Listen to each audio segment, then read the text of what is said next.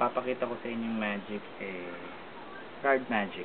So, meron ako ritong 4 na joker. 1, 2, 3, 4.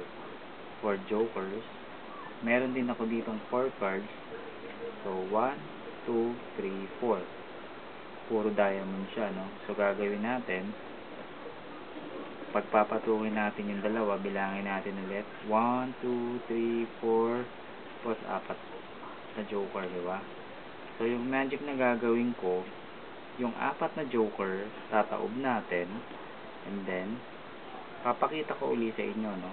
1, 2, 3. Nasaan ngayon yung 4 na diamond? Nasa ibabaw, diba? Pag sinarado natin siya, ito yung 4 na diamond. So, gagawin ko, 4, 3, 2. Yung alas, lalagay natin sa joker, kakalo natin. So, ngayon, yung ace na diamond, lalagay ko sa pangalawa.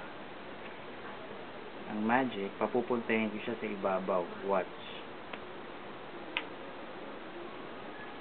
Napupunta siya sa ibabaw. Okay?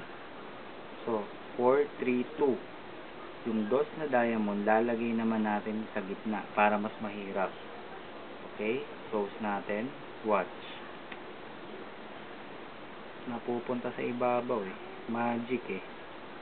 So, kahit ipakita natin na puro joker lang talaga ang hawak ko. Okay? So, this time, 4, 3. Yung 3, lagay uli natin sa gitna para mas mahirap. Watch. Nagja-jump siya eh. Umiibabaw eh. Kahit pakita ko ulit na 1, 2, 3, 4. 4 jokers. 4 na diamond. Lagay natin sa dulo. Okay, watch.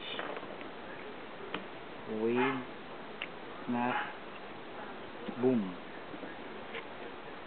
1, 2, 3, 4. Magic eh.